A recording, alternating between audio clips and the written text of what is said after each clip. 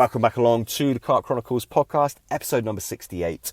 And this is a solo episode. For those of you who don't know, that involves just me sitting down and answering your questions. Now, I'm out on the bank. I'm actually sat in my car, having baited up a big old pit. I'm going to answer your questions. Now, I'm going to try and do one of these solo episodes every season. So one in spring, summer, autumn and winter. That's always been the plan, to be honest, although I just haven't had a chance to do it because I think I said in the last intro, time to go and record these podcasts, it is very difficult to do. My bait company, OptiBaits, has obviously exploded over the last few years, and it is difficult to get out and do these podcasts. I think last year I only did 5 podcasts, which is terrible. And I will be doing more now that OptiBaits is a bit more systemized and I can get some help in, etc. It'll give me a bit more time to come out and do these episodes, and I really want to start visiting people on the bank and recording episodes in person. Obviously, there is quite a bit of expense that would go into that.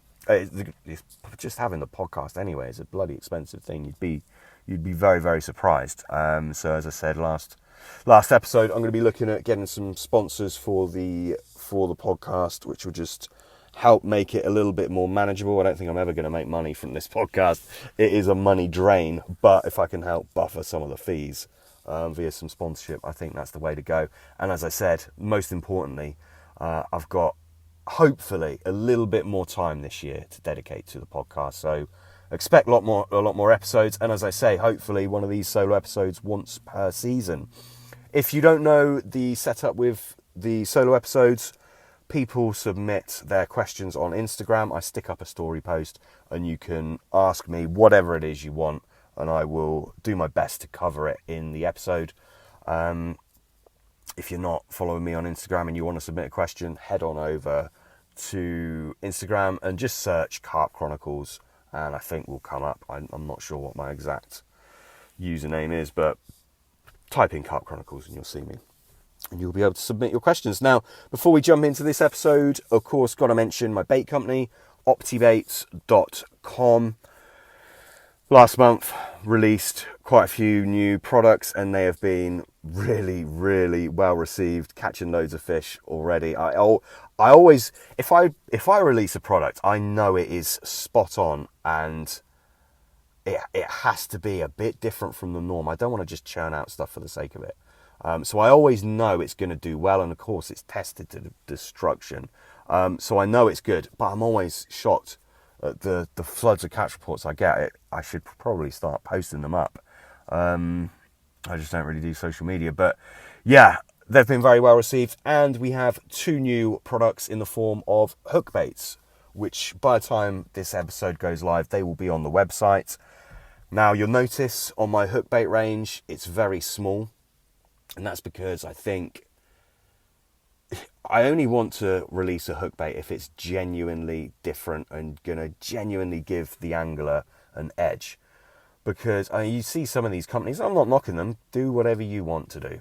But there's quite a few hook bait companies out there. They've got 15, 20, 30 different hook baits. And I don't know, you can't be testing all of those hook baits thoroughly enough in my mind. I just think they're there to catch the angler, to be honest. You don't need that many hook baits. No one does. So anyway, with that being said, I don't release hook baits willy-nilly. These 2, which are the Apaches and the Indies, very different from what I produce, and I believe what else is on the market. The Apaches, it's a combination of... I'm going to try not to give too much away on these, actually, because there's something I'm using... The flavour profile of these Apaches, organic acids, as always. I always put organic acids in my pop-ups, different ones for different mixes. But you've got organic acids, you've got mixed spices and mixed herbs in these Apaches. And it just, again, I always bang on about synergy, but the synergy of these ingredients, I mean, they smell phenomenal. Not that it matters what they smell like to us.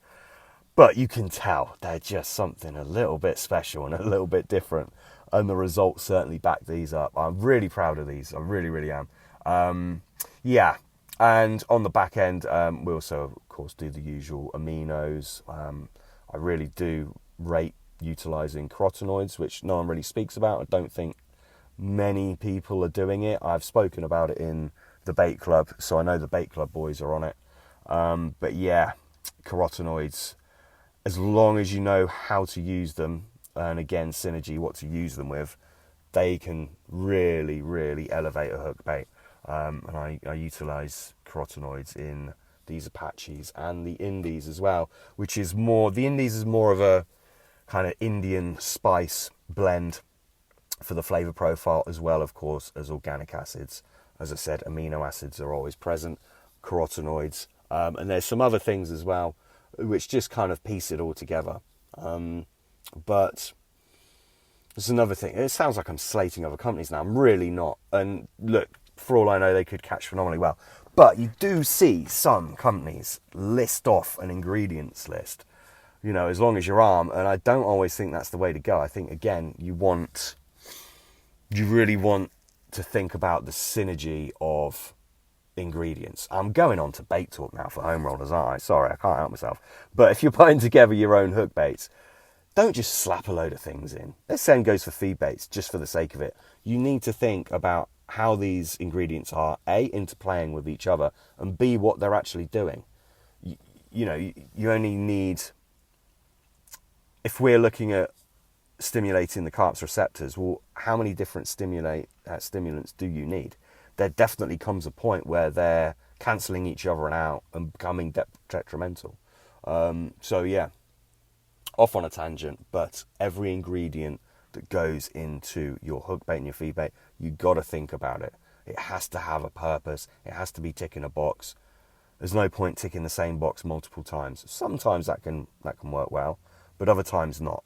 And I think, I mean, I said hook bait companies, but I didn't actually mean that.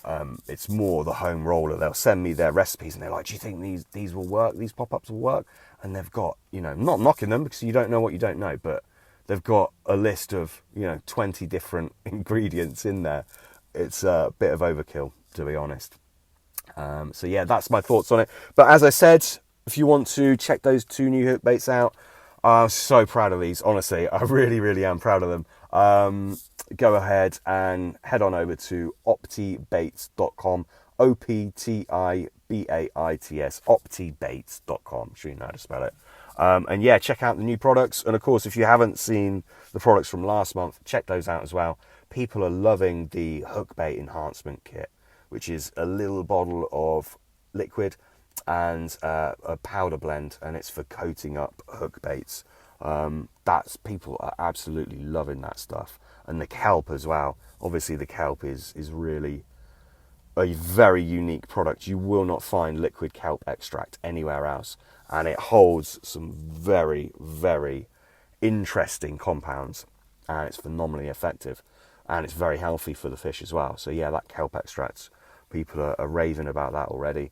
And obviously the Liverplex is, I've been selling a variant of that sort of under the counter for years, but the Liverplex is basically the buttery type version of my liver.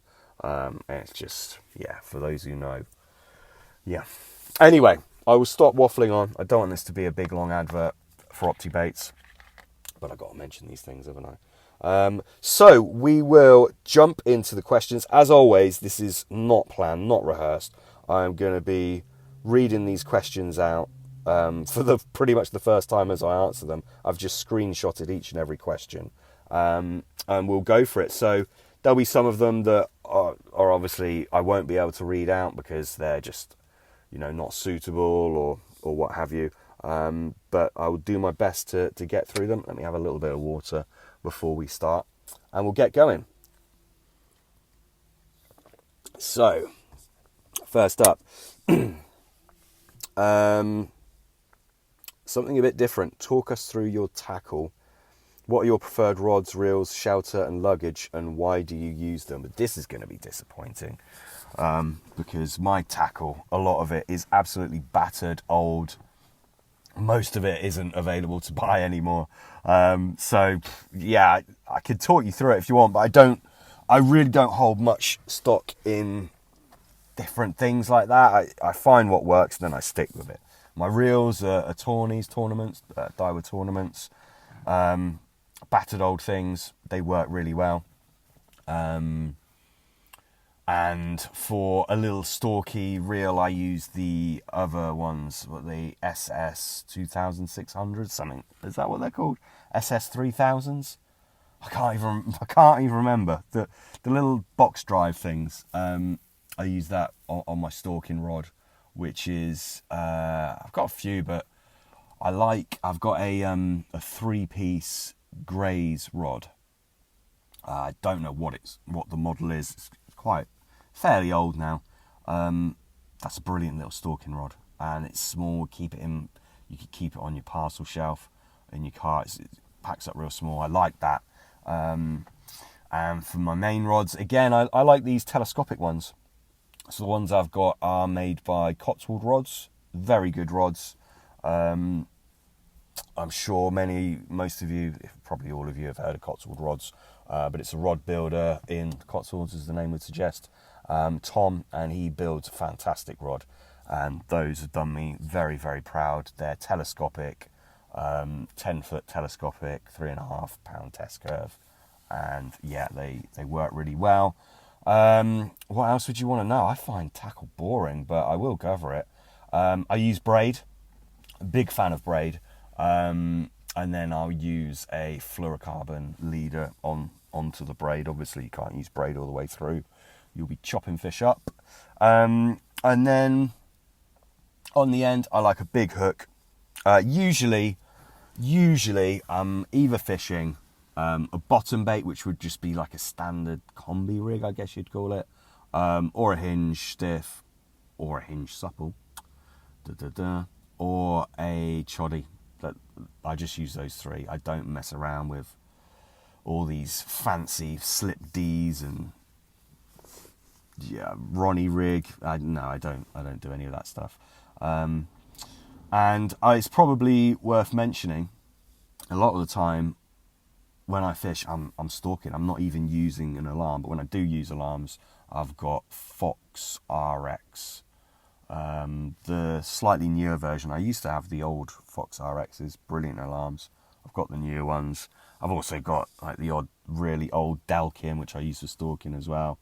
Although I say stalking most of the time, I'm not using an alarm, but sometimes you want to set an alarm up for various reasons. And to be honest, even when I am set up behind alarms, a lot of the time it's just one rod. I'm in a little poke hole in the undergrowth or something. I think a lot of people know the kind of fishing I do it tends to be very much off the beaten track. So you've got to just kind of A, poke yourself out the way and out of sight, and B, you've got to be where the fish are. And I'm very much into baiting up, getting spots going, and then fishing those spots. And obviously you have to choose the right spot, but if you can choose the right location of the lake and get that bait going in regularly, everything will come together very well. You'll be very, very surprised. So that is the kind of angling I do. I can't do numerous nights on the bank. I don't have much time at all. But the time I do have, I'll put the effort in. I'll bait up at whatever hour I need to keep that consistent. And then, as I said, usually I'm just one rod in a little pokey hole or something like that. And that's it. So, my tackle and setup is probably pretty boring, to be honest. I think I've covered it all. The net is I think it's Gardner. I don't even know. The unhooking mat is a big old flat mat. I've got so many unhooking mats, but I like the flat mat style. That's pretty much it. Pretty boring, I'd imagine. On to the next one. Eggs in boilies. Remember hearing recently some negative things about using egg in boilies. What is the issue? Surely egg is a food source. If they are not good to use, what alternatives are there? There are alternatives. You can use different plant meals, chia seeds, things like that, which will basically help with the binding. You can just do it from ingredients as well. Different milk proteins, Oragel in particular, it's going to bind up very, very well. But for me, I like using eggs. There is a trypsin inhibitor. So that trypsin is a proteolytic enzyme. So basically, it's an enzyme in the gut tract, and it will help the carp break down. Well, it will break down protein into amino acids so it can be absorbed. So the problem is there's a trypsin inhibitor. So basically something that inhibits this enzyme. That's present in eggs. Now the good news is it's destroyed when it gets to a certain temperature. I can't remember what the temperature is. I think I want to say 67, but I'm not sure. Something like that. Basically, if you cook the bait, it's going to be destroyed. A lot of people like their baits pasty in the middle, then yeah, sure, you might not get up to that kind of temperature. But this is one of the reasons why I think using a lot of liquids in with your mix, which therefore reduces the ratio of egg, I think that's really, really valid and worthwhile. Sometimes I wish I didn't have to do that, in all honesty, because you can get your mix perfect just from the powders. But in my mind, other liquids other than eggs are essential just to reduce the egg ratio. But removing eggs completely, I wouldn't want to do that. They are a valuable food source. They interplay with the bait as a whole, and yeah, it would take a lot to sway me off of eggs. And the alternatives they've definitely got their downsides. Now you'll see bait companies obviously preaching that, oh yeah, we don't use eggs, it's a great thing. And you know, if that's what they believe, then that's fine. But also you have to understand, for a bait company to use fresh eggs, and that's a bit of a topic, most of them don't, they buy out of date eggs cheap, but nonetheless they've got all of that eggshell to get rid of. That is a huge. If you think you're a big company, you're churning out tons a week, yeah, that's a huge task in itself, just to get rid of all those eggshells. So that's why you'll see a lot of bait companies not using eggs in their mixes. And you know, look, maybe they believe their alternative is better, but it's not for me. Each to their own, though. Hopefully that answers your question. For me, yeah, crack on. Pun not intended. But yeah, keep on using eggs. Next one. What is your opinion on insect meal baits? I feel like these might be a good idea, as could be similar to natural food. Yeah, I have looked into insect meals, but I'm not particularly sold on them, in all honesty. I think I like it from a sustainability point of view, but it's not for me. It's not for me. I think they pale in significance to other things, fish meals, milks. And yeah, not for me, but each to their own. And who knows, you know, I might change my tune on this. As I said, I've looked into them, but I haven't gone full bore testing them and things like that. Maybe if I did, I would discover how to get the best out of them. But for me, they don't interest me whatsoever. Hopefully that answers your question. Next one. Pop-up mixes / ready-made pop-ups. Am I right in thinking that a special mix is used so they pop up, i.e. not the same as a food bait? Yeah, absolutely. So if you've got a dedicated pop-up mix, generally it's going to be a blend of milk proteins, which are very buoyant. So most of them will put soya in there to help with binding. And then a lot use little microspheres, which are extremely buoyant. They're extremely fine, very dangerous things to use. And just to clarify, when I say they're dangerous to use, that's in terms of actually mixing them in the powder, which is an absolute nightmare. Once they are in the bait, they're boiled in the pop-up, they don't present any risk to the fish whatsoever. People that say they do are just really, really misguided on this. They don't. They are tiny in size. I could go on about this for quite a while, actually, and I won't. But Microspheres in pop-ups really aren't a problem. They really, really aren't. The rest of the mix, in my opinion, should be of good sound value, so it's not a problem if bird life, etc., are eating them. But yeah, they are absolutely fine. There's more to this question, actually. Airball pop-ups, is basically stemming on to what I was saying. What exactly are they and how do they work? Do these have any food value? Blah, blah, blah, blah, blah. Yeah, so think of the ones with the microspheres in. It just aids buoyancy. So for my mix, I don't need I use microspheres. Put my hands up. Yeah, I do. Small quantities of. But the reason why is my mix is very buoyant without them. But if I want to be adding heavy liquids to the mix, you start adding some, add salmigo to a mix or honey to a mix. And you're not going to have a pop-up, you're going to have a wafter. They completely kill it. So if you want to use heavy things like that, you have to have some extra form of buoyancy. Or go down the route of a cork ball, which I don't make, but there's some phenomenal cork ball makers out there. Stogelman, Nick Dunn, Stogelman hook baits springs to mind. That guy can roll a pop-up, that is for sure. Roll a cork ball. It's more kind of natural, if you like. So maybe that kind of appeals to you more. If it does, definitely go and check out Stogelman's on Instagram, and he's got a website as well, I believe.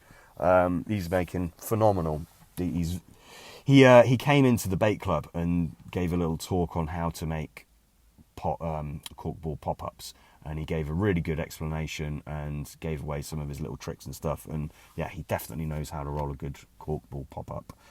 So that might be, if you're really worried about these microspheres, which you really shouldn't be, but if you are and you want something really buoyant that's natural, it's got to be a corkball. It's got to be. Anyway, hopefully that helps answer your question. Next up, bait flavours. Do they attract on the basis that they are similar? This is a good question. That they are similar to something associated with food, or because they stimulate senses in a way that is different to inert objects. It's both, and it can work.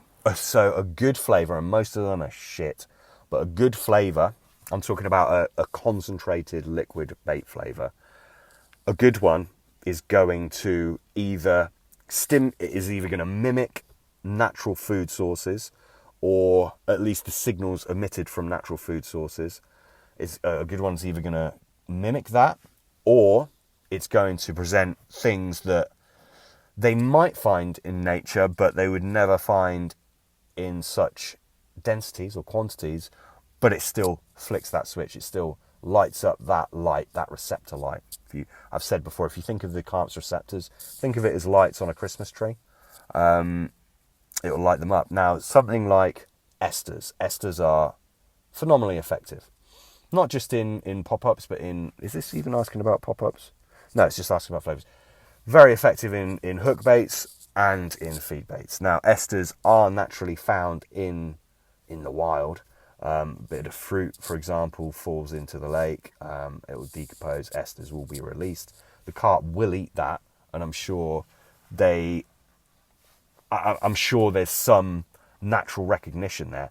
But if you're adding, a load of ethyl butyrate, amyl acetate, etc., it's still a very, very different experience for the carp compared to a piece of decaying fruit. Very, very different.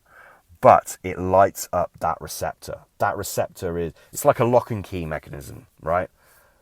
The key being the particular ester, it will fit into the lock, as in the receptor. It fits, and then it will, obviously, therefore, it switches it on.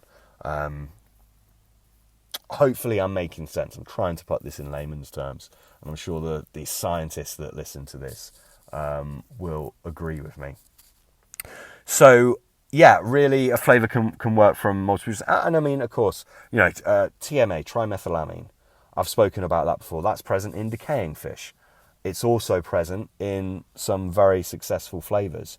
And so I take my squid and octopus, for example. When you ramp up the TMA, the trimethylamine in that, it turns it from a good flavour to a phenomenal flavour. And obviously there's a lot more to that flavour than just TMA, but it definitely heightens it. Now, is that because of the fact that they will come across trimethylamine in nature? Yeah, quite probably it is. But also, does it really matter? It only matters that it works and it gets results. That's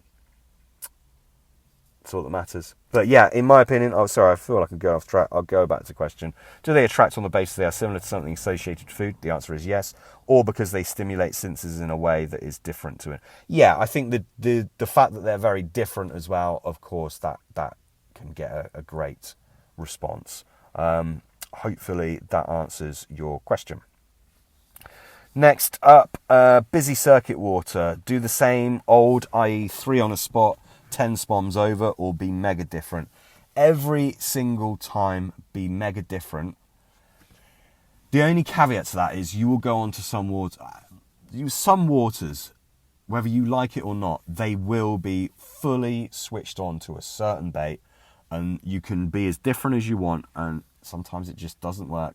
You have to hold your hands up and you have to just get on that bait that's doing so well. To be honest, I wouldn't, because I make my own bait and it just goes against me. But my advice to you would be to do that. Sometimes just give up. If the water is stitched up on X bait, definitely try and go polar opposite. Definitely. If everyone's fishing real fine particles and they're gluing bits of hemp onto their hair and that's how they're catching them, brilliant. But sling out some 30mm fish meal baits, boilies, or whatever you choose. Go polar different. Try it. Obviously, there has to be some kind of logic and rhyme and reason to what you're doing that's different, but you get the gist. Now, a lot of time, you'll be surprised, a lot of time this works really, really well, and you can get phenomenal results, and you can look like a phenomenal angler. Other times it just doesn't work, and you have to admit defeat, and you got to get your super glue out and get some hemp, and I'm lucky I don't really fish those waters, these circuit waters where they're getting hammered. I don't do that anymore. So yeah, I don't have to contend with it, but that is my thought on it. Always go as different as possible. Next one up. By the way, I have had, I don't know how many messages about asking me to cover the use of sacks, which I will cover because people are asking for it, and some guy has been mentioned so many times to come on the podcast. It's obviously a hot topic in angling right now. So loads of these questions, I'm just seeing the same person come up, boom, boom, boom, boom, boom. Actually, I will cover sacks right now. I think sacks are completely safe to use as long as you're using them in the right way. And I think pretty much everyone is, don't sack them for too long. Make sure it's in, deep water so they can rate, all that sort of stuff. I won't go into it because it's been spoken about so many times.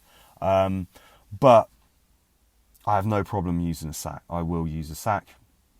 Most of the time I don't have to be honest, because again, I said the kind of angling I do. And if I do catch one at night, I don't care. I'm not precious. I'll just set up a night shot and do it like that. You guys know I don't post my captures on social media. I just don't like that stuff. I don't want to be in the limelight, which sounds ridiculous because I've got a podcast, but I don't. And a lot of these fish I wouldn't be able to or want published anyway. So yeah, but I'll happily use a sack. I've used a sack many times. Know many people that do, and it's not a problem. Again, if you know what you're doing, and I'm sure everyone does. And there's obviously been, speculation in the carp world about someone perhaps not using a sack the right way. I have no idea about that. I'm not going to cover that. A lot of people have asked me to. I know nothing about it. What I will say is the guy in question seems like a very good angler, a very experienced angler.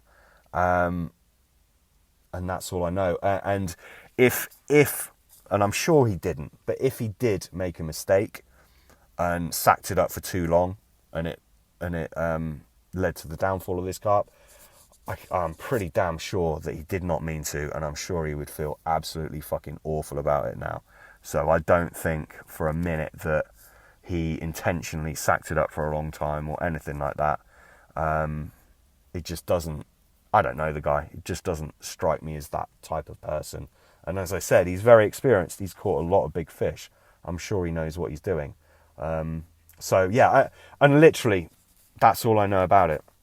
So, whilst I appreciate people wanting to hear my opinion on it, I don't have an opinion to give because I really don't know any of the details whatsoever. All I know is the person in question, and I also know that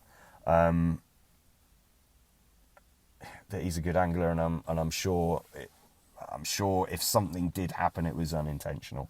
But yeah, shit happens. Similar. I will say this actually. Similar thing happened to me. I think it was probably a different scenario, but again, I haven't got all the details on this guy.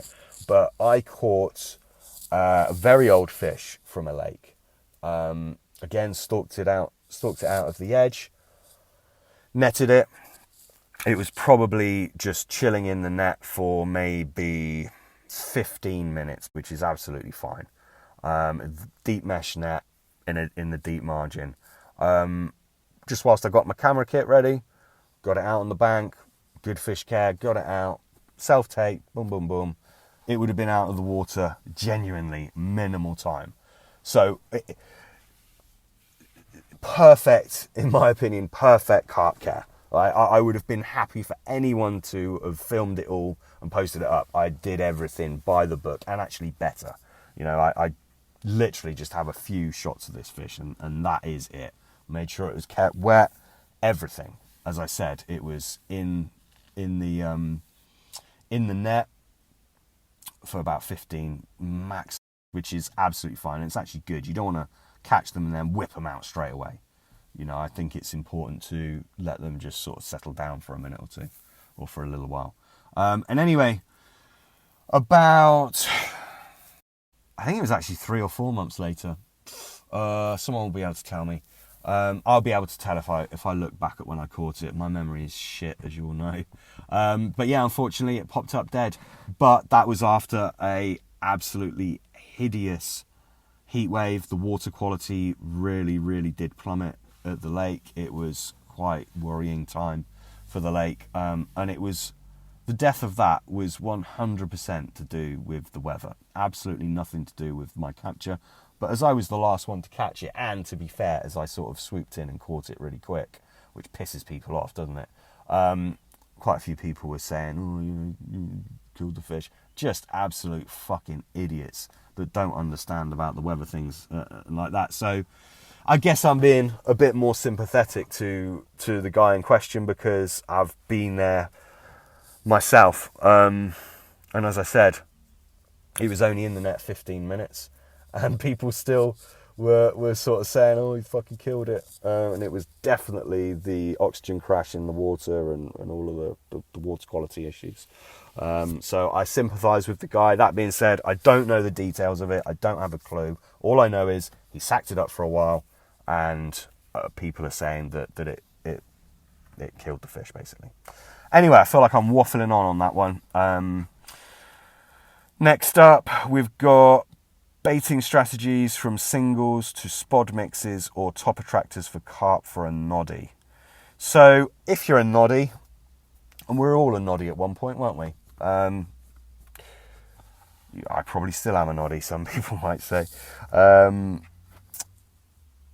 Baiting strategies from singles to spod mixes. Well, if you genuinely are a noddy, keep it simple. Like, find your way for it. I think, again, I'm not on these, circuit waters or day tickets or anything like that, but as I understand it, everyone's doing very much the same thing. Everyone feels like they need to be fishing X spot and getting the wrap sticks out and doing all that. I can't remember the last time I used sticks. I've hardly ever used them. I don't use them. Spodding, again, a lot of these campaigns I go on, I'm not spodding out. I couldn't spod out on some of them. If you're on some kind of nature reserve and there's some bird watchers, you don't want to be flying out the spod constantly, do you? Find your way with it. I can't really answer this basically because it depends on the water, but find your way, find what you're good at, and then stick with that. Don't feel that you have to be able to cast 150 yards and all this sort of jazz. I certainly can't. So yeah, fish to your strengths. Don't be in a rush to learn it all. Take it at your pace. Enjoy it. We're there to enjoy it. Who gives a shit if you're a noddy or not? We're there to enjoy it. So that would be my advice. Top attractors, it depends what you're doing. Get on, if you're using boilies, get on a good boilie. Ideally roll your own, but if you're new to it, then it's probably going to be a bit much of an ask. But get on a good, well-proven bait. Get some solid rigs. Make sure everything's strong. Tied it up, and yeah, it's you'll be fine. I'm not the best person to answer that question. You'd be better off looking elsewhere. I'm sure there must be countless articles and YouTube videos on it. But yeah, wish you all the best, mate. Next one. Particles, fermenting particles, pros and cons of different type of fermentation. So, yeah, I've said before, I tend to just use particles fresh, mainly because it's just easier and quicker. I don't have to be fermenting particles and cycling buckets. I have done it, but I don't think the effort really matched the reward that I got. Tiger nuts are really, really good fresh. Obviously boiled up properly, etc. They're really, really good like that. Does fermenting them until they're all gloopy and stuff, does it help? Yeah, it probably does, in all honesty. And I do it. But if I'm out of bait and if I know I'm baiting up on a Wednesday and it's Saturday, I'm not going to be fermenting the tigers in the time, but I am going to soak them and then boil them up and just take them as they are, and they'll still work phenomenally well. So yes, if you want to dabble with fermenting particles, and the advice would as to how to do it would depend upon the particle. But yeah, absolutely, go ahead and do it. A lot of people do really, really well by letting them go absolutely rancid. Hemp is one that people speak a lot about. That's no secret. It's been done for many, many years. And yeah, it fucking stinks and it is potent stuff, but it works very, very well. But fresh hemp works really well as well. And to be honest, if I felt the need to add something to give it something extra, I would just add a certain liquid or something like that. And if you know how to do that, then you can get pretty much the same results as you would do from getting some seriously fermented stuff. So yeah, that is my take on that. Do glugs make a difference, or are they just a way for companies making more pounds? Depends on the glug, and it depends what we mean by glug. But yeah, if you're thinking of like the syrupy type, like strawberry glug, banana glug, then that kind of thing, yeah, it's just a bit of a gimmick, really. I wouldn't entertain that whatsoever. If you're using something that has genuine food value, like I've spoken before about Squid brand fish sauce, or my Meatex or Tastex, or something like that, then that's a different game altogether. I mean, Squid brand fish sauce, really, really cheap and very, very effective. Using that as a soak, yeah, absolutely, that is going to add a new dimension to your bait for sure. And it's cheap. And I'm not mentioning all my products because I don't want this to be salesy, but obviously I use my products. But yeah, it'll make a big difference. But yeah, stay away from those kind of those other ones I've mentioned, is my opinion. So many of these questions I got to just scroll past. pH, bait composition versus pH of lake water. Yeah, it is interesting. I am developing a pH powder, which I've sold to a few chaps in the bait club. The idea of it is to push the finished bait, onto the alkaline side. Most baits sit on the acidic side. It's a minefield because the lake, you could go ahead and scoop up a bit of water in your lake, take the pH, and that's great. You got your pH of your lake, but you don't because it will change given the time of the day. It will change the location of the lake. There's so many variables regarding the pH of your lake water that you can just never get it to a precise art. Now, what you can do, as I said, is produce a very alkaline bait, which is going to be very different from other baits that are out there. And obviously there is a limit to that, and to where it will pass over as to being, detrimental. But yeah, there is definitely scope for shifting the pH so to act as an investigatory trigger, because the carp will be able to basically pick up on that. And I think there is some mileage in it. Obviously, I think there's mileage in it, otherwise I wouldn't be developing my pH powder, which is still not right quite yet. It has an issue of swelling up the baits, so I'm trying to circumnavigate that while still having the strong pH shifting effect. And obviously you have to use things that are food safe and proven for carp and aquatic fish. Really important. Obviously you can't just go chucking anything that's alkaline in the lake. That's not good at all. So yeah, I think there's mileage of it, but lots of things to consider with it. What would be a good milk protein base mix? Well, I'm not going to give you my recipes away, that's for damn sure. No one's producing proper milk base mixes on the market except for me, that I'm aware of anyway. I'm definitely not going to give my mixes away. But there was... what did I read?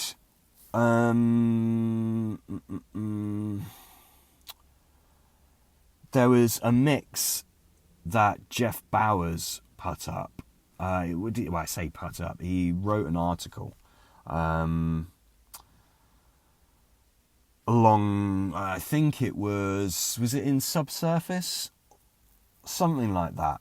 And I think it was something like 10 ounces lactalbumin, which you can't get. Well, you can get now, but you're paying thousands of pounds for it. I think it was 10 ounces lactalbumin, 6 ounces casein, and 6 ounces of calcium caseinate. Something along those lines, literally just those three milks. And apologies, Jeff, if I've got that mix wrong and you're screaming at me. I'm sure you're probably not listening, but yeah, it's something like that. So that is a true milk protein bait. It's only milks in there.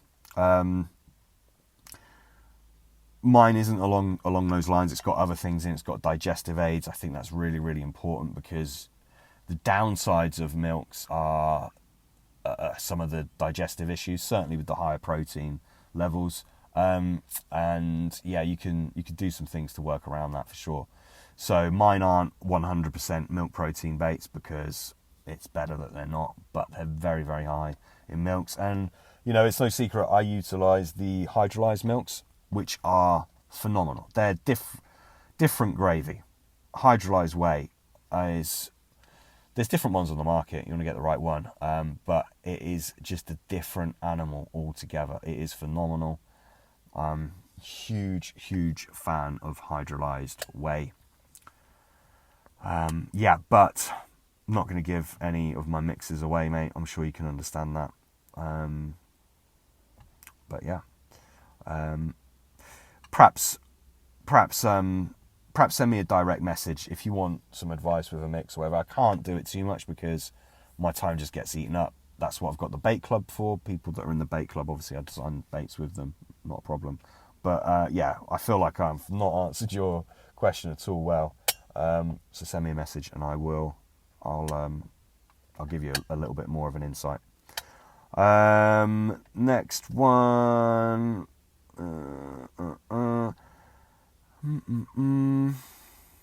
Top 3 ingredients for nutrition. Really hard to say that, because let's flip that and say that was just a question for humans. What are the top 3 most healthy foods for humans? Very hard to pick 3, isn't it? And again, it's about the synergy of ingredients. Synergy of ingredients is so important in terms of attraction, but also the nutrition, what it is giving the carp. And also, carp are going to need different nutrients at different times of the year. Different macronutrients, which are carbs, fats and protein, different times of the year. You know, they're going to want less protein in the winter than they are in warmer months, just as an example. The oxygen in the lake is going to have a bearing on their preferred macronutrient breakdown of the bait. There's so many different variables. So to pick 3 top ingredients for nutrition is very hard. I'm presuming you're on about making boilies. If you're making a fish meal, the Irish fish meal, there's issues on how long that'll be around, but the Irish fish meal, LT94, low temperature, high quality fish meals, and I love Soprapesh CPSB 90, phenomenal stuff. I know a lot of people are raving about this new Actifish, which is very similar but more soluble. There was import issues with the Soprapesh, and it was unavailable for a while, which was a bit of a worry because it is the number one. I use a lot of it in my Voodoo, and I would have just discontinued the Voodoo if I couldn't have got the CPSB 90, which is a pre-digested fish meal. I would not have switched over to this Actifish, which is also a pre-digested fish meal, because I don't think it's as good. People absolutely rave about it, but you know what it's like, because it's 100% soluble and it's pre-digested, it must be brilliant then. And I'm not knocking these people, I understand it, but it's not a patch on the Soprapesh. It is not a patch on it, and I will not use it. But yeah, anyway, sorry, going off on a bit of a tangent there. So say if you're rolling a fish meal, get your bulk fish meal in there, good quality, low temperature fish meal. Get your CPSB 90 in there if you can get hold of it. And then so many other things. I wouldn't make a fish meal without kelp, as an example. But would I say it's the top 3? Oh, it's difficult to say. Liver, again, absolutely phenomenal. Basically, I can't answer this question. But that's fish miles. For milk, I would 100% have hydrolyzed whey in there. I would 100% have calcium caseinate in there. And I'd 100% have another casein in there. Yeah, it depends on the mix. I can't really answer it. Sorry, chap. Next up, what feed enhancers are out there from non-angling sources?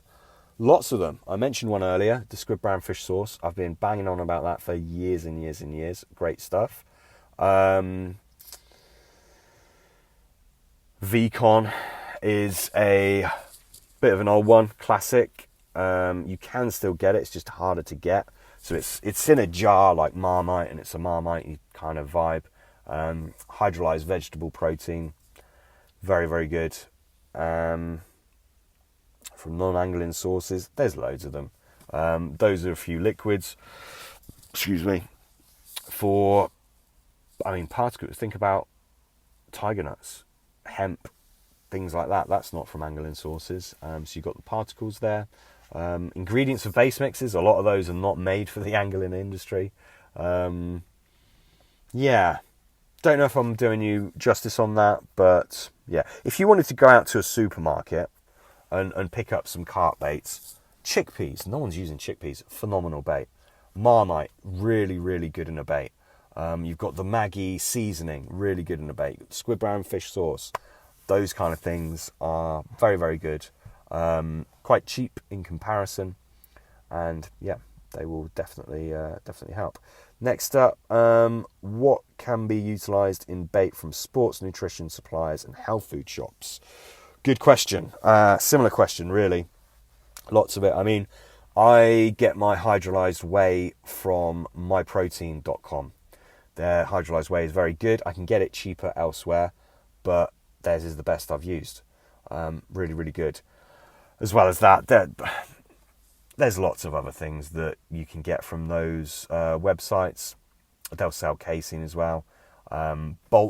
Is it bulk.com? It's very similar to My Protein, and they sell some really good things. There are a few things that I probably wouldn't mention, but just out of respect for other people and what they're doing with it. But yeah, and health food shops, again, I mentioned Vcon. If you want to go and get Vcon, you probably only bet is either online or in a health food shop. And Vcon is a very good ingredient. It's sold as a health thing, but yeah, it's really good. Manuka honey is something else that's obviously took the health industry by storm. It's very good. Don't add it to your boilie mix and then boil it. But if you can apply it afterwards, or you're applying it to a little bag mix. I used to do this, and I got such good results with it. I don't know why I stopped, but I know why I stopped actually, because I have to test new things all the time. But I'd get my hydro milk base mix, add it with some Manuka honey, and some water as well, and make a paste into that, and put that in bags and things like that. I don't really fish with bags, but that mix is just too good not to. That works really well, but yeah, using the Manuka in that way is the way to use Manuka rather than boiling it into a bait. Yeah, hopefully that helps. Next up, would love to hear more on your experiments with acetic acid and particles. How noticeable the difference? Yeah, I wrote about this in the bait. Actually, you're in the bait club, aren't you? Have a look in the bait club, basically. I wrote about acetic acid in there, and the one that I use, you get it in varying strengths, but don't use the proper strong stuff. You can get some stuff. I think probably the strongest that you could get, average Joe Public could get. Obviously, I'm lucky I can get stronger stuff, but average Joe Public, I think the strongest you can get is 77% acetic acid. There's too much room for error with that. Don't use that. I think the one I recommended in the bait club is 10%. And yeah, it makes a difference. I mean, acetic acid is produced from fermenting. You've mentioned particles. So obviously there's a tie in there. Acetic acid definitely works. It is a good organic acid. As with all of them, don't overdo it, respect it, and yeah, it can help. But as you're in the bait club, I think this one we got to keep it within the bait club. Next up, the products you supply, how best to use them, and some recipes. Crikey, I couldn't go over all my products and some recipes or anything. If anyone wants recipes for my base mixes, I need to get a section of the website, actually. This is remind me. I'm going to do a recipe section on the website, which will definitely answer your question. I won't be able to do that now, obviously. But yeah, if anyone wants recipes for my products, just send me a message and I will get back to you, and I will send you some recipes that have been proven and tested, which obviously just take the guesswork out of it for you. Next up is taste, and if it affects a bait and how. Yeah. Taste of a bait is phenomenally important. It's always hard to put the reception of carp into human terms because it's very different from that. They're tasting the bait before it enters the mouth. They'll taste it a lot more when they break the bait up and it's in the mouth, etc. But they are detecting the taste before it enters the mouth. It's different from humans, obviously. And it is really, really important. If you've got a bait that's, let's say, stimulatory, so it perks their interest and makes them want to feed, but it tastes awful, they're probably not going to eat many of those baits, are they? But if it tastes good, or if it's at least palatable, then that's a good thing. Now, a lot of people will be listening and think, yeah, but they sift through silt and they eat that and stuff. How do you know that's not palatable to carp? You don't. Just because it's not palatable to you doesn't mean it's not palatable to carp. And they will happily sift through silt. But if you're adding things that are unnatural, that aren't very palatable, unnatural to them, it's a very different scenario, isn't it? So yeah, taste is phenomenally important, I think. And I mean, I brought out Taste X a while ago, which is, if you put a bit of that on your tongue, your mouth will kind of explode. Certainly mine does. It really, really triggers your taste receptors. And obviously we're not carp, but there are some receptor crossovers. And yeah, I think not enough people that formulate baits. I think not enough people are paying attention to the taste of their bait. It's really, really important. And in my opinion, it's no good slinging a load of things in that aren't palatable and then just adding a sweetener, which is what a lot of people do. They think that's the way to go. Just add a sweetener on top and you're fine. No, I don't think you are, actually. Yeah, you've got to really think about the taste of the bait. Very, very important. That is my opinion on that. I'm going to have a little sip of coffee because my mouth is dry. Next up, how can you tell when it's the right time of year to move from bright singles in the spring to bait fishing? Well, I'm a big believer in getting the bait going in the spring, actually. Yes, if you start too early March or something like that, mid-March, late March even, you can overdo the bait for sure. You know, you can. But still, I would get bait going in spots and build up the amount. Now, as I record this, it is just at the beginning of May. Now, you know, the bait is going in. Yeah, the bait is really going in larger quantities. But what was the question? How can you tell when it's the right time to move? All right, yeah, so in the spring. So yeah, as I said, I would get bait going in all the time in the spring. But if you're just out on the bank trying to nick a bite, yeah, singles, high track singles, brilliant tactic, very good. So is zigs, but cheating in my book. I just don't want to catch a fish on zigs. It just does not interest me. I suppose it depends what we mean by zigs. I've fished popped up from the lead before many years ago. But that's the closest I would ever get to a zig. But they work very well.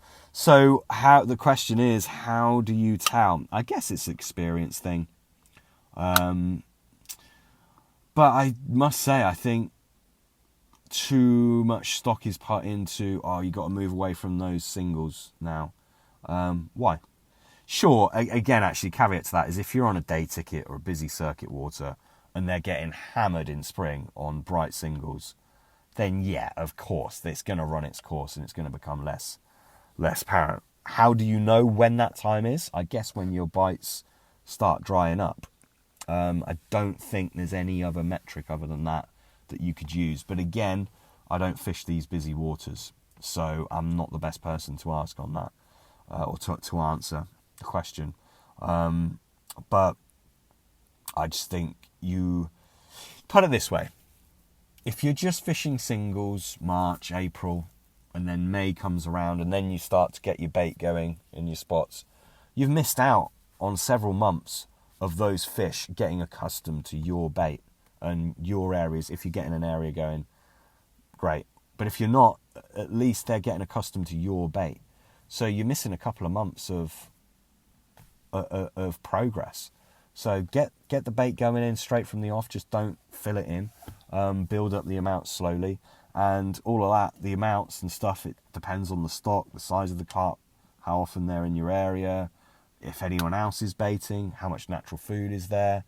So many different variables in terms of how much, but get the bait going in from the off. I think it's just really is such a game changer. Getting your bait going in regularly is not to be underestimated, although, as you know, I guess if you're on a really busy lake, you probably don't have the luxury to do that.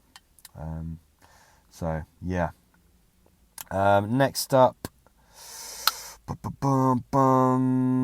particle fermenting, good or bad? Kind of answered this earlier. Yeah, it can be good, but definitely not essential. I'm happy to use fresh. And if I feel like it needs a lift, there's a few different things I will add. I'm going to mention it actually, the Beta Spice that I've just officially launched. If you don't want to waste a load of time, not waste, but if you don't want to dedicate a load of time to fermenting your particles, Beta Spice, it's not doing the same thing, it's a different kind of stimulation, but that stuff is phenomenal. Really, really is. If I felt like I needed to give the particles some extra zip, I would definitely be looking at the Beta Spice that I do.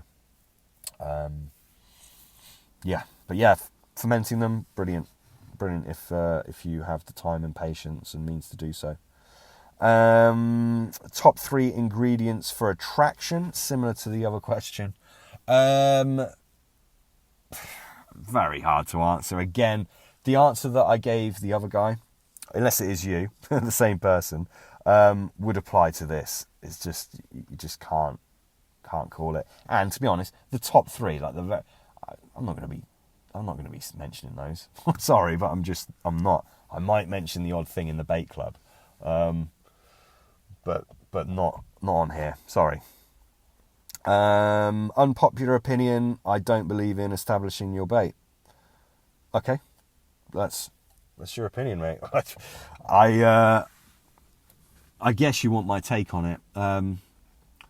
Certainly, a good bait shouldn't need establishing. But, let's make I'm not going to mention specific bait companies or anything like that, but look at peanuts, for example, right? Peanuts are great. They will catch from the off. They're good. And I know they had a bad press many years ago, but if you are cooking those peanuts properly, soaking them and cooking them properly, they are not unhealthy for the carp. Far from it. Peanuts are a very good bait, but if you establish them and really get them going, it becomes a phenomenal bait. They really, really do switch on and stick with the peanuts when they keep going in. So, yeah, I disagree with you. But you believe what you want. And sure, if you're fishing with a good bait, you don't need to establish it. I agree with you on that. It will fish from the off. But a great bait will only get better and better and better, in my opinion. And certainly that's what I've strived for with my 2 base mixes that I've got out. They'll work from the off very well, particularly due to the high levels of solubles in my baits, which you can't get from bait companies in a boiled form for obvious reasons. But yeah, if you roll my base mixes up at home, very soluble, they will catch phenomenally well from the off, but they will just keep on getting better and better and better. Same applies to a lot of other baits, but that is my opinion on that. Right, next up we have interesting question. I've been asked this quite a lot over message on Instagram, etc. Thoughts on using mushrooms as an ingredient in boilie, not the magic type either. Yeah, I wouldn't want to. I don't know if a magic mushroom would be activated in the gut of carp. Actually, I don't think it would. Excuse me, but don't go giving them psilocybin. They're probably not advisable. But mushroom as ingredients, yeah, you can get various powdered mushrooms on the market, which are great for human health. In terms of carp, there's so much unknown there, and I have experimented and I have done bits, and there's some things that you can find in mushrooms that are potentially quite valuable to carp, beta-glucans being one, but the studies out there are few and far between. So for me, I always like to look at some studies done. I don't want to start using loads of something if there's potentially something in there that would be bad for the carp. I wouldn't do that. Now you can pick apart things and you can look at every single compound that would be found in a mushroom, and then you could look at those individually that way and see if they would be detrimental to carp or not. Long-winded process, but it can be done, and I have done it. And I believe mushrooms will be absolutely fine for them. But there's a lot of different types of mushrooms and types of mushroom powder, and I haven't experimented with all of them and tested them. It's a huge project. But my thoughts on it are, yeah, there could be mileage in it, or it could be a load of crap and you could just be wasting a lot of money on giving the carp something that they don't really want. So yeah, probably not much help on that. But I'll say this, at the very least, there are some compounds found within some mushrooms that are very interesting and potentially very valuable to carp. I'll leave it on that. Hello Sam, some edges for low stock waters and why crap baits are doing well on rich food waters. 2 questions there. Edges on low stock waters, find the fish. You just got to find the fish and find where they feed if you can.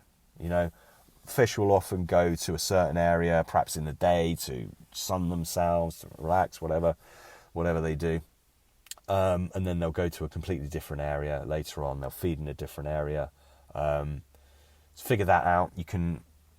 The thing is, if it's on a water that other people are fishing, if there's good anglers on there, which there are a lot of good anglers out there, aren't there, on these types of waters, they're going to be knowing that and doing that as well. So perhaps you would want to, again, I'm like a broken record, but get the bait going in. You've got to get the bait going in, boys. Honestly, it is a game changer. But if you can get the bait going in on perhaps an area that they would pass regularly, that might give you a better bet, because it's not where they hang out all the time, and it's not where I'm massively oversimplifying this, but it's not in an area where they'd perhaps usually go to feed, which everyone will be fishing. You're intercepting them and perhaps nicking a bite there, and that might just be flicking out a single, over a weed bed or something. The amount of times I've done that, I've spoken about this before, I caught a silly amount of fish. Single on a choddy over some weed on a patrol route is phenomenal. So yeah, going back to its edges, yeah, just find the fish. You've got to find the fish. If you're fishing an absolute huge pit and there's not many fish in there, a fish could not see your bait for fucking weeks, or months even. It might just not visit that area of the lake at all. So find the fish, find where they go, and just get the bait going in and keep it going in. If you can only put bait in once a week, that is still worth doing. Obviously more is better, but just do what you can, even if it's once a fortnight. Better than nothing. But yeah, that would be it. I've got no sort of like glamorous, for want of a better phrase, advice about it. It's, you've got to get out there, you've got to put the legwork in, climb up the trees, look at the water intently. Your eyes should be fucking hurting after being at the lake. You're looking so hard. You got to look at the water. You got to look at the carp. Study where they go. Figure out what they're doing. You are hunting an animal. It's like a deer stalker. I've done a little bit with a very, very kind gamekeeper who's taken me out. I'd love to get into deer stalking. But these deer stalkers, they are learning so much about their quarry, and they're hunting them. And carp anglers, we're the same. At least we should be. It's I guess it's akin to a hunter that baits an area with bait to get the. I'm talking like I'm some kind of hunter. I'm not, but a hunter that would bait an area for the prey to keep going in. I know they do that in the Forest of Dean with the wild boar, and then just sitting in a high seat and they come in every night and shooting them,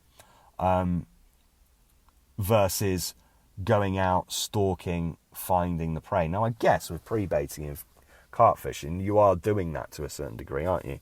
Which actually sounds really shit the way I've said all that. But on a big pit, you need to stalk them. You need to find those fish and then move over to baiting for them. Move over to getting them in an area. Terrible analogy. Shouldn't have mentioned it, really.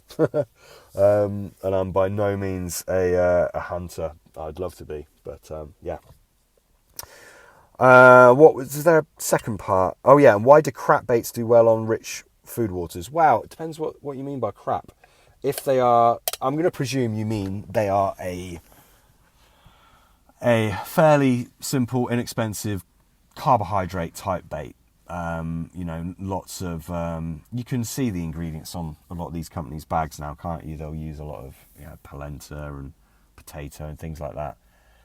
So high carb bait, well, perhaps actually that is very usable and digestible by the carp, and perhaps it gives them the energy, and that's what they need a lot of the time. Stephen White, who's come on the podcast, has spoken before about fats versus carbs and different water temperature.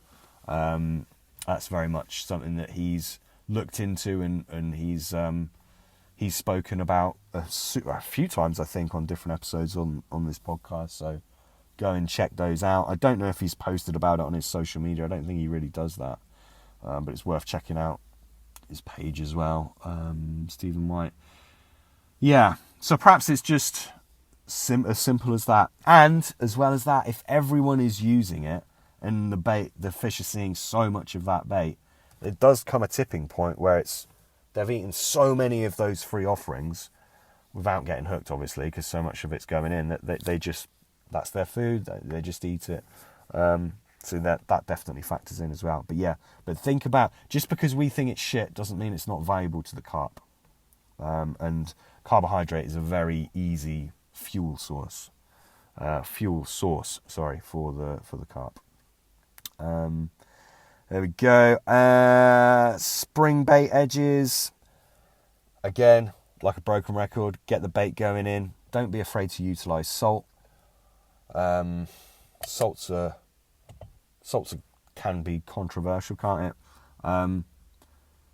You'd have to have a lot of people using a crazy amount of salt to turn the water salty. It just isn't going to happen. People's concerns on this, again, it's kind of like the microspheres in pop-ups. It's very unfounded, and I'd happily debate anyone on that as well. But yeah, using salt can be really, really good in spring. It's not that the salt in itself is attractive and they're going to start sucking at the salt blocks that you chuck in. It's not that. It's more due to what the salt brings to them and the localized area that it is. And also you've got to think of other things in the lake are perhaps attracted to that salt. Also salt, I mean, this is different, but salt in baits definitely interplays with amino acids and can definitely aid a bait in terms of that side of things. But I think that's a little bit different from where we're going with this. But yeah, utilising large chunks of pink Himalayan salt is a well-proven spring tactic, and it does work really, really well. But again, it's not that the carp are, eating the blocks of salt or anything like that at all. And yeah, get the bait going in, find the fish, give them a bait that they want to eat. And yeah, spring fishing, let's be honest, it's pretty easy, isn't it? It is, a lot of heroes are made. A lot of social media heroes are made in spring, aren't they? Which I'm not saying that's a bad thing at all. Of course it's not. I fish in the spring. No, nothing wrong with it. But yeah, it is a lot easier. And you can look like a bit of a hero. Next one, hot soak. I think that's in reference to, again, Stephen White's thing. We need to get a post up because I get so many messages about this hot soak, and I can't remember. I genuinely cannot remember. It's on one of the episodes. And I know he uses Oragel to harden his bait so it can withstand the hot soaking, which I think he uses citric acid and something else. I really can't remember. My memory's not very good. But perhaps hunt out Stephen White on social media and ask him, or listen back to his episodes, and you'll get the lowdown on that. Crikey, there's a lot of questions. I'm going to wrap this up soon, I think. I'd love you to talk about the benefits on the use of fenugreek and cinnamon in bait. Can't talk about that. That's off limits. No, I'm only joking. Yeah, really well documented, those two things. I love cinnamon. I think it is a superb ingredient, both in essential oil form and in powdered form. I'm a big fan of the cinnamon leaf essential oil. I know the bark version smells better, and I think people prefer using it just because it smells better. And sure, I think Dean said before it's got similar compounds in it, which is true, but not in the same ratios. And for me, the cinnamon leaf is head and shoulders above the cinnamon bark. I'm talking about the essential oils here. It's a very, very good essential oil. And yeah, you know, yeah. The fenugreek as well does get a little bit overused, I think, but really, really good. And again, actually, as Dean has mentioned on a different podcast, and I already knew this, but Dean very rightly said that the fenugreek mimics an amino acid. Fenugreek's a phenomenal product, and it's great. It really is a good product. But again, my only concern is there are some waters that there's baits going in, not necessarily from companies, but you get these baiting groups, don't you, rolling a lot, and a lot of them are using fenugreek. Not that it's a bad thing, but if you really want to be different, I think on some of these busier waters, maybe don't use the fenugreek. In fact, this very question of spices / herbs, etc., came up in the bait club the other day. And I won't give you my answer because it's not fair on the people that paid to be in the bait club. But something I didn't mention there, which I will do, and is also worth it, is asafoetida. Now, asafoetida, devil's dung, I think it was marketed as years ago, was sold in liquid form many years ago.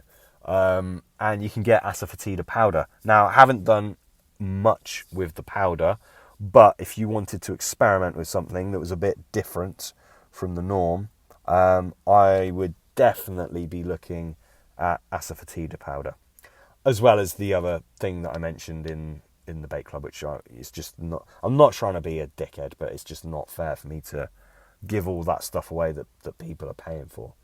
And I know they're paying for me to help them as well. I know that, but still, it's not fair. But yeah, asafoetida might well be worth a look. Was that the question? Oh yeah, fenugreek and cinnamon. Yeah, both superb things. Fenugreek, just use the powder. If you can get hold of the fenugreek oleoresin, that's great. But a lot of them I've got some fenugreek oleoresin, and it is thicker than tar. It's crazy. Well, it's not thicker than tar, but it's like tar. That stuff is phenomenal. Just lovely stuff to work with. I do like fenugreek, I really do. But you just use the powder, which is a lot cheaper and more readily available. You won't get the oleoresin on the market anymore, I don't think, unless you go to someone like myself. But yeah, really good. And as I said, cinnamon powder and baits, yeah, absolutely fantastic. I use that in some things that I do. And as I said, the essential oil, cinnamon leaf essential oil, very good. Hopefully that helps you, mate. Next, base mix ingredients, building base mixes, bait design, might be a long one again. Yeah, that is a long thing. I've said before, I want to, whether I do it on my own or get a guest in, but if we formulate a bait on an episode, like a base mix recipe on an episode, I think that would be pretty cool. I'd like to do that, and I'll save it for that time. But yeah, it's a long old question, long old answer, sorry. So I'll leave that one. But yeah, I need to do that actually. We need to do an episode on formulating a base mix. That'll be good. Does adding food colour to pop-ups detract from the flavour / food signals in the bait? It could do, but mostly not. It depends what dye you use.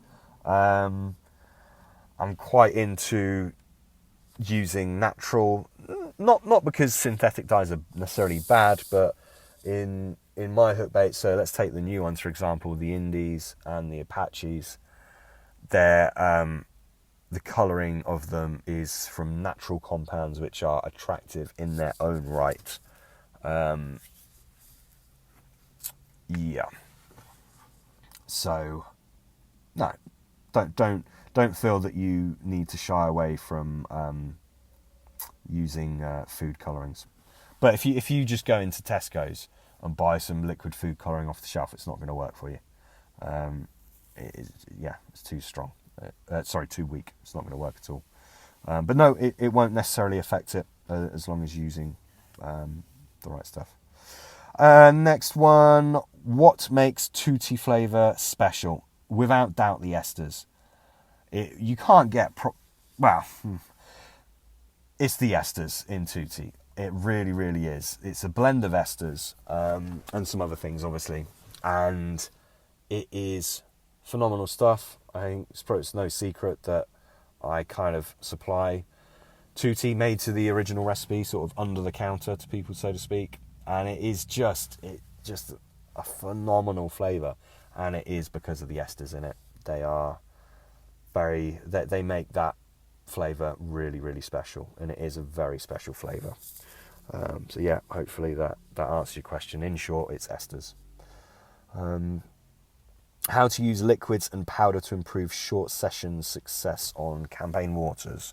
Yeah, so I mean, years ago I developed my primer powder and sea brew to be used together for this very purpose, and it really does work. The primer powder has different densities and buoyancies, so it'll work the water column. But how to use them? Yeah, I mean, if you're using boilies, get your boilies in a bucket. Give them a light glazing of the sea brew. Or any liquid you want to use. You don't have to use my stuff.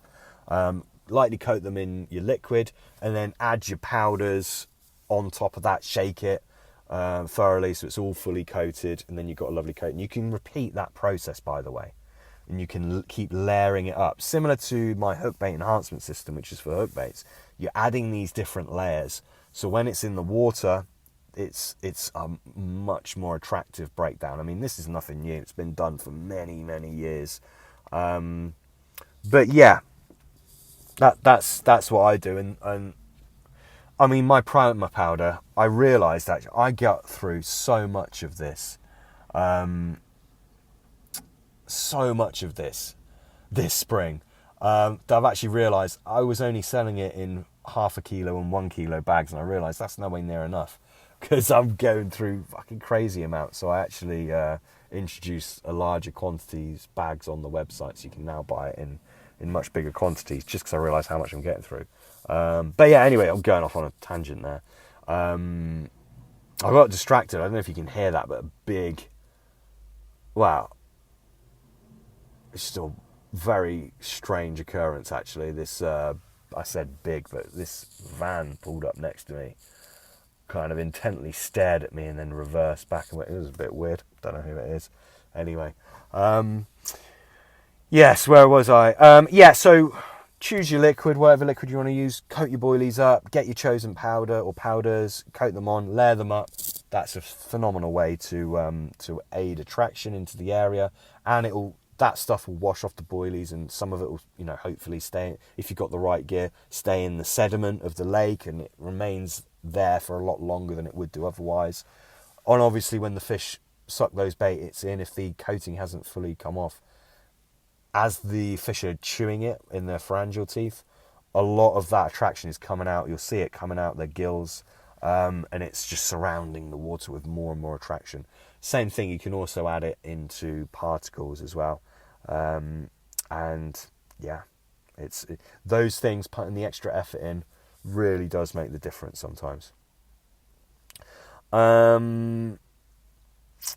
Rock salt, and do you think it has the effect people believe? Yeah, I've kind of just covered this, haven't I? I don't think it has the effect some people believe, because some people think it's attractive in its own right, as in they think the carp wants to eat it. The carp doesn't want to eat the rock salt at all. But as I said earlier, it certainly works salting up areas. You have to think about the effect that has on the water as well. And indeed, in, for example, boilie formulation or particles, salt will interplay with other ingredients and make them better and more stimulatory to carp. So yeah, salt is no bad thing. don't go rolling boilies, with 20% salt or anything. It's ridiculous. I'm not saying that. But there's certain ingredients in boilies that are naturally salty anyway. And yeah, certainly if you're on about chucking huge chunks of salt in areas of the lake, whether you like it or not, it does work. And as I said before, you'd have to have so many people using so much salt for it to even start to become a problem. It's just not going to happen. So yeah, that's my take on that. And I'm going to leave it there for this episode, folks. It's a lot of questions answered. There's a lot I haven't got to. But as always, time is tight. I've got to shoot. And hopefully there'll be another podcast following up very, very soon. And yeah, thanks for listening. Thanks for following along.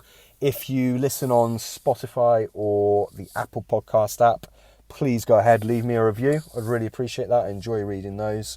It's nice to know that people enjoy these episodes, and it all just kind of makes it worth me carrying on. So yeah, thanks ever so much for listening. As I said, if you're interested in the new products I have, which I've put my heart and soul into, then go ahead, check out optibaits.com. That's OPTI baits.com. You've got the Apache hook baits, the Indie hook baits, and of course you've got the other new products from last month, and then you've got all the whole back catalogue of products that are on the website. So that's optibaits.com. Thanks ever so much for listening, folks. I hope you're enjoying your spring fishing, and yeah, I'll catch you on the next episode.